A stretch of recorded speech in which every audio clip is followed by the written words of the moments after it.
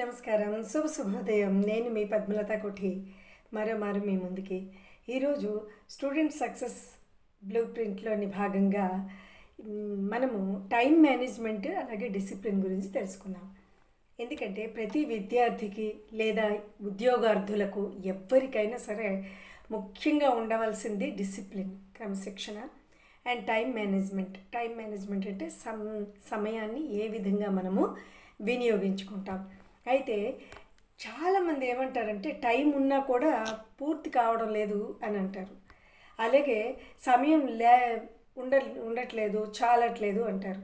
నిజానికి సమయం ఉండడం కాదు, సమయాన్ని మనం ప్లానింగ్గా ఉపయోగించకపోవడం అన్నమాట దానికి కారణం. ఎందుకంటే చదువుకునే విద్యార్థికి 24 గంటలే, చదవని విద్యార్థికి 24 గంటలే. అయితే ఇక్కడ మనం తెలుసుకోవాల్సింది ఏంటంటే ఈ 24 గంటల్ని ఏ విధంగా మనము ఉపయోగిస్తాం అనేది, అంటే ప్రాపర్గా యూటిలైజ్ చేస్తాము అనేది మనం ముఖ్యంగా తెలుసుకోవాలన్నమాట. అయితే ఇక్కడ విద్యార్థులందరికీ కూడా ఒక గిఫ్ట్ దేవుడు ఇచ్చాడు. అదేంటిది? టైం. ఆ సమయాన్ని మీరు ఏ విధంగా యూటిలైజ్ చేసుకుంటారన్నది మనము తెలుసుకోవాలి ఇక్కడ.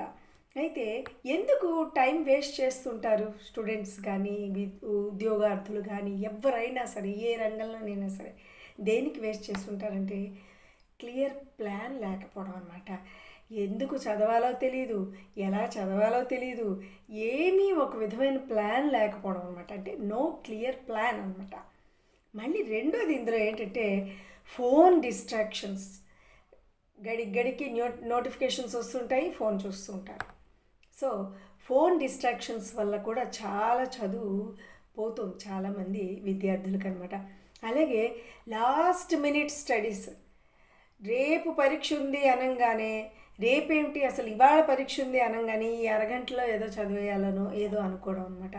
నిజానికి అలాగే చదవగలమా? దానివల్ల మనకి స్ట్రెస్, ఆందోళన పెరిగిపోతుందన్నమాట.